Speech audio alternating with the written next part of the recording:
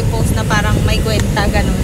So anyway, yung ngayon namin na vlog is try namin kung pwedeng gamitin yung G-Gives kasi meron na akong G-Gives, kaka-check ko lang kagabi, and testing namin kung pwede siya sa Save More. Kasi hindi pa namin alam kung anong mga pwedeng paggamitan nun sa gas stations daw, pwede yun. Pero ngayon try namin ipang grocery kung papayag sila or ano, kung available ba yung G-Gives. Kaya yung mga may G-Gives dyan, panoodin nyo na lang po. Ayan na guys, malapit na kami sa Save More, moment of truth. Sana pwede kasi testing lang namin, wala kaming dalang cash. Ikaw magtanong. Tumatanggap po ba kayong G-Gives? Sabihin mo, saan ba?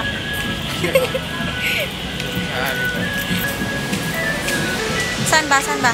Kuya, tumatanggap ba silang G-Gives dito? Hindi. G-Gives? Oo, sa Gcash. Ikaw magtanong G-Gives mo? Oo. Ano po pag halimbawa mag-grocery, nagagamit po ba yung G-Gives? G-Gives? Oo. Dito? Oo. Anong kakan nun? Yung QR lang? Okay. Sige. Sige po. Okay po. So, ayun. Pwede daw. I-testing lang muna natin. 3K ang minimum na ilalabas. Oo. Sige, puntayin muna. So, pwede daw namin gamitin yung G-Give. So, testing natin siya. Kung pwedeng G-Gives, ibig sabihin pwede din yung G-Credit dito. Mag-grocery kami saglit.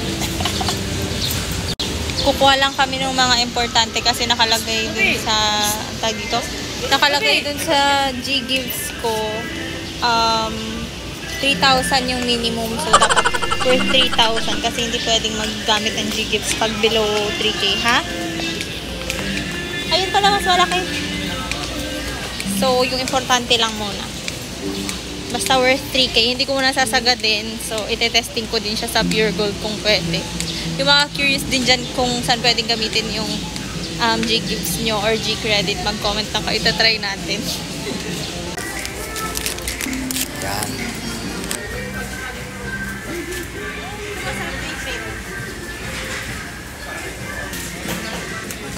Oo. Yung shrimp na lang.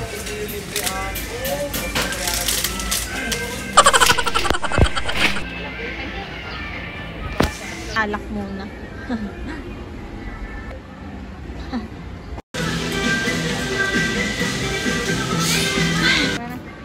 Magbabayad na kami. Ayan na.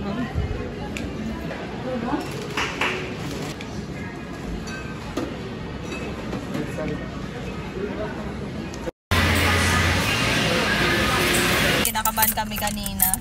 Kasi akala namin hindi maibasa. Ha? Ano nasasabihin ko? Ayun guys, kanina hindi din nila alam kasi parang bago lang din sa kanila na may naka-experience ng ganito yung G-Give. So, hindi pala. Pinapawisan kaming dalawa kanina kasi oh my god, may mga kinuha kaming alak. Pero, ayun nga. Hindi po kayo yung mag-i-scan sa kanila. Sila po yung mag-i-scan dun sa barcode nyo. Bale, ang gagawin nyo lang is...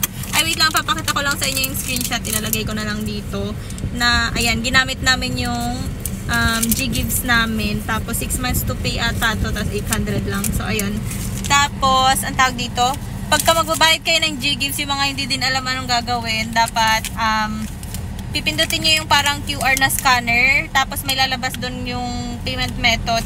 Ipipindot nyo lang dun yung, ang tawag dito, G-Gives. Tapos, ilalagay nyo yung amount na nakalagay dun sa total sa grocery, which is, ayun nga yung sa amin, 4,043.20 centavos. So, exact amount yung ilalagay nyo dun guys, na itatype. Tapos, pag na-type nyo na yun, lalabas na yung parang barcode nya. Tapos, yun yung babasahin nila. And then, ayun na. Okay na. So, tinanong na rin namin, pwede din pala daw to sa Pure Gold, ganyan. So, bago kayo mag-grocery, itanong nyo muna kung tumatanggap sila ng G-Gives, ganun. So, ayun, nagamit na namin. Pinawisan siya, wala kaming pambayad kanina.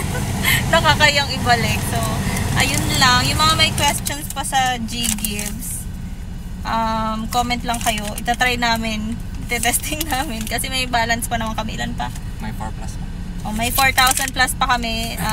Yun, pwede pa namin gamitin sa kung saan. Hindi ko lang sure kung saan pa pwede, pero magte-testing kami. Ayun lang for today's video. Tapos, ayun nga, bumili kaming alak. So, magiinom kami ngayon. Bye-bye!